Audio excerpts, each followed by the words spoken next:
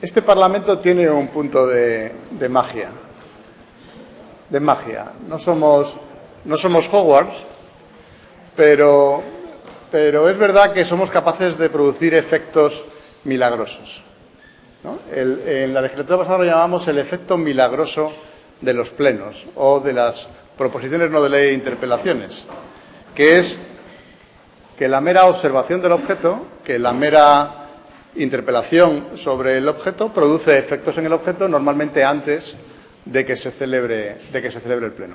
En la anterior legislatura era muy divertido y en esta pues igual no lo es tanto, pero inevitablemente están ahí.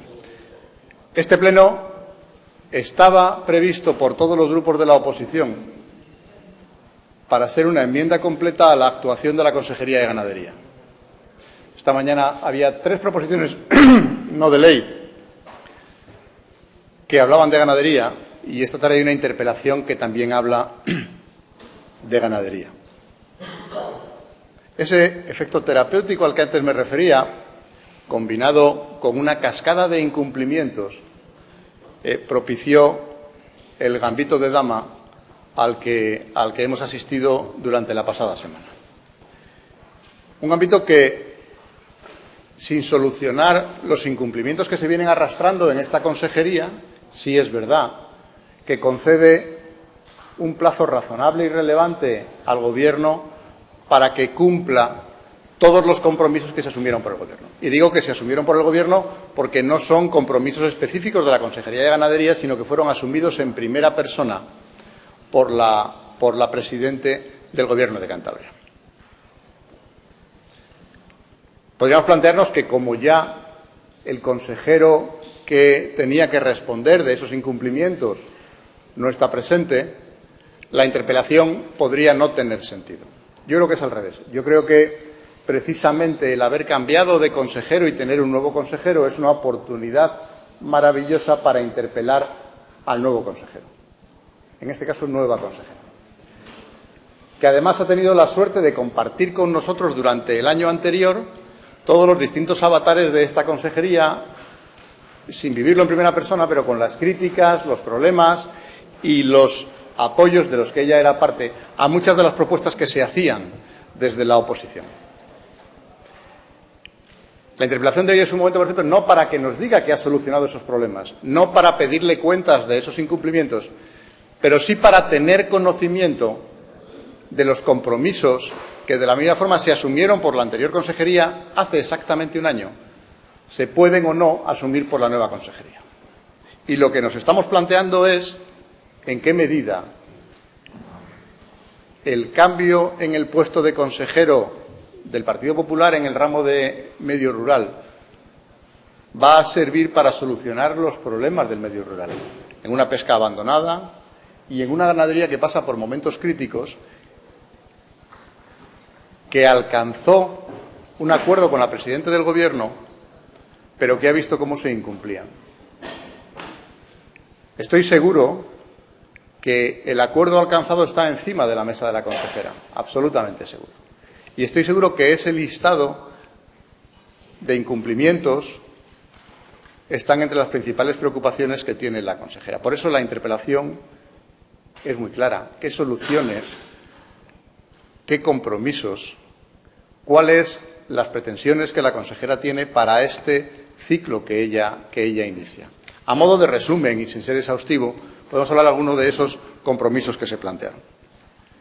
Una de las cuestiones más llamativas de aquel acuerdo era un fondo de 3 millones que se iba a pagar a los ganaderos. Salían 1.000 euros por ganadero y además luego se les hizo trampa y se planteó que se incluyese dentro de los mínimis, con lo cual se desvirtuó mucho. Pero la realidad es que a pesar de eso no se ha pagado. ¿Qué va a pasar, no? El acuerdo de más calado que se alcanzaba era determinar, estudiar, cuantificar cómo el nuevo PEPAC afectaba a la ganadería en Cantabria. Sabe que de forma muy genérica la ganadería estaba privilegiada en el reparto de las ayudas de la PAC. El nuevo sistema privilegia a la agricultura o equipara agricultura y ganadería, pero inevitablemente a Cantabria, que es esencialmente ganadera, la perjudica notablemente. Y el acuerdo preveía el estudio de ese desfase y la adopción de medidas que lo compensaran, para que las rentas percibidas fueran más o menos las mismas.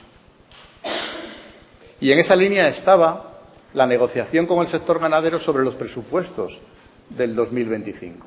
Había un compromiso de sentarse con ellos y pactar esas partidas, que de momento no se ha iniciado. Nos gustaría saber si va a ocurrir o no. Pasa lo mismo con el pago de las ayudas. El PRC había acostumbrado a los ganaderos a cobrar el 70% en noviembre. Nos parecía que era poco y ahora parece convertirse en un objetivo razonable. ¿Podemos garantizar a los ganaderos que al menos el 70% se va a cobrar este noviembre de la PAC? Luego, en las últimas semanas ha ocurrido algo que nos sorprendió también. Sin comunicarlo, sin anunciarlo, simplemente publicado en el boletín, se ampliaba en 6 meses el plazo para presentar alegaciones a los PDR. Esto es fantástico, porque parece que ampliamos plazos a favor del administrado.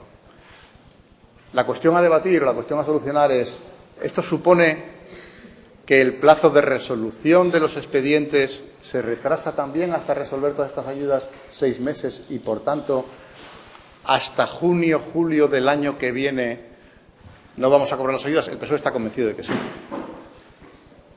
Pero yo no creo que esto sea así.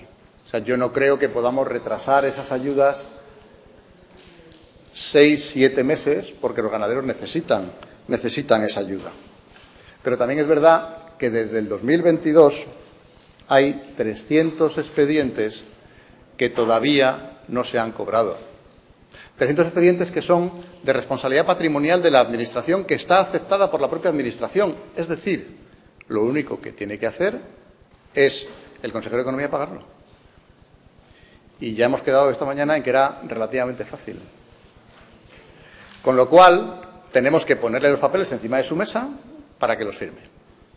Pero son deudas que se tienen con los ganaderos desde hace 2 años, que no se pagaron por un error del PRC garrafal en las consignaciones de aquel año, que se va arrastrando desde entonces sin haberse pagado y que el PP tiene que ponerle solución.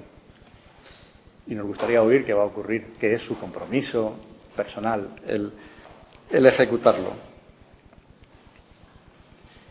Y luego tenemos el debate de fondo de qué futuro le espera a la ganadería. Necesitamos un plan de fomento y necesitamos planes de recrías.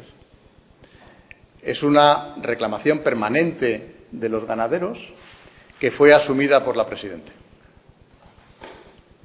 Nos gustaría muchísimo que, sin entrar todavía en el detalle de esos planes, porque evidentemente no es el momento y no se le puede exigir, sí que nos dijese y nos extendiese también su compromiso de trabajo a este compromiso. Que podamos volver a hablar de planes de recría, que yo creo que mejoraron muchísimo la capa variopinta que teníamos en las ferias a la que tenemos ahora. Como decía antes, estoy convencido de que conoce esas reivindicaciones y conoce estos compromisos. Y estoy convencido que conoce el grado de cumplimiento o de incumplimiento que veníamos arrastrando durante el verano. Y estoy convencido de que usted ha sido nombrada para solucionar esos problemas. Y que a eso va a dedicar el ejercicio de su actividad, por lo menos durante los próximos meses, porque simplemente enmendar lo erróneo del año anterior no es suficiente para justificar una consejería. Estoy seguro que una vez que nos pongamos al día tendremos que hablar de muchas y nuevas mejoras que el mundo agrario necesita y que yo espero que usted sea capaz de aportar, de darles y que reciba el apoyo y el reconocimiento unánime de todos los sectores del sector primario, ganadería y pesca esencialmente. Muchas gracias.